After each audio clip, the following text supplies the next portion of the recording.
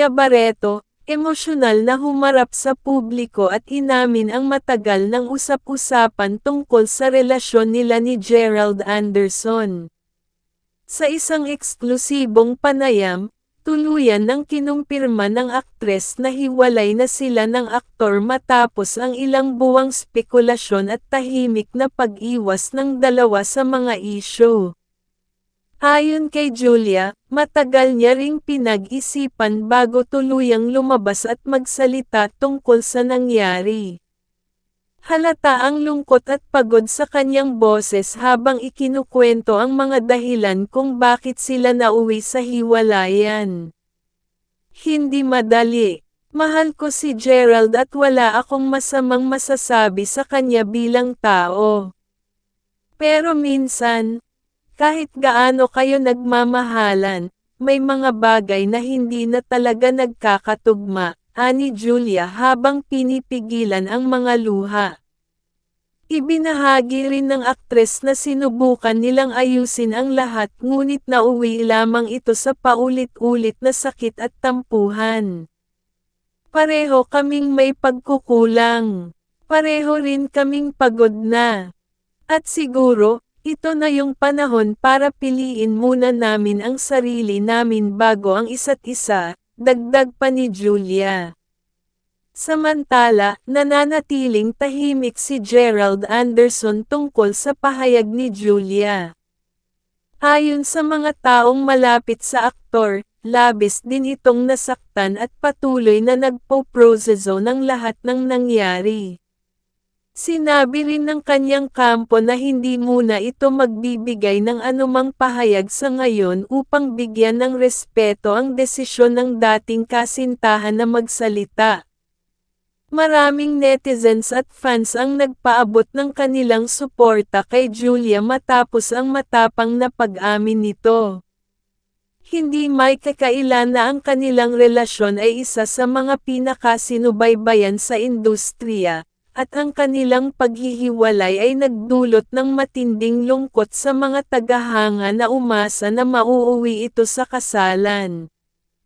Ayon sa ilang sources, parehong nagkasundo sina Julia at Gerald na panatilihing pribado ang mga detalye ng kanilang paghihiwalay upang protektahan ang mga magagandang alaala na pinagsaluhan nila.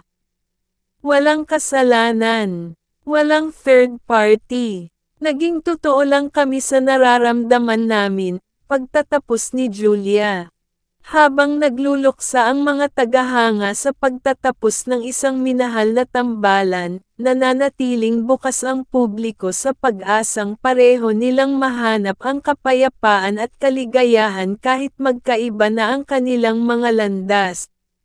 Matapos ang emosyonal na pag-amin ni Julia Barreto sa publiko tungkol sa hiwalayan nila ni Gerald Anderson, tila lalo pang yumigting ang atensyon ng publiko at mga taga-suporta sa mga detalye ng kanilang paghihiwalay. Habang tahimik na pinapanood ng buong bansa ang pagbagsak ng isa sa mga pinakamatalakay na showbiz couples, marami pang revelasyon ang unti-unting lumalabas na nagbibigay liwanag sa kung ano nga ba talaga ang nangyari sa likod ng kanilang relasyon. Ayon sa mga malalapit na kaibigan ni Julia, matagal na raw palang may mga bitik sa relasyon ng dalawa. Bagaman sa paningin ng publiko ay perpekto ang kanilang pagmamahalan, sa likod ng mga kamera ay may mga tampuhan at hindi pagkakaunawaan na dumarating sa puntong tila wala ng resolusyon. Isang source ang nagsabi, si Julia, sobra niyang minahal si Gerald. Binuhos niya lahat, pero dumating din yung time na naramdaman niyang siya na lang yung lumalaban. Isa sa mga itinuturong dahilan ng hiwalayan ay ang umano'y kawalan ng oras ni Gerald para kay Julia.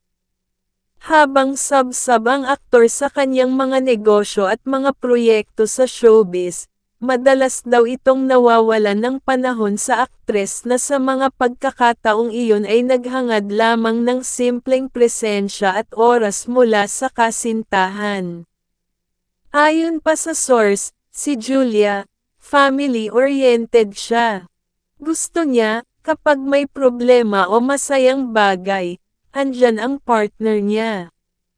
Pero si Gerald, lagi sa work, lagi may ibang commitments. Nasanay na si Julia na mag-isa sa mga mahahalagang okasyon. May mga pagkakataon din na sinubukan ni Gerald na ayusin ang sitwasyon sa pamamagitan ng pagpaplano ng mga bakasyon at private getaways upang mag-spend time sila ni Julia. Ngunit ayon sa isang insider, sa halip na maibalik ang sigla ng kanilang relasyon, lalo lang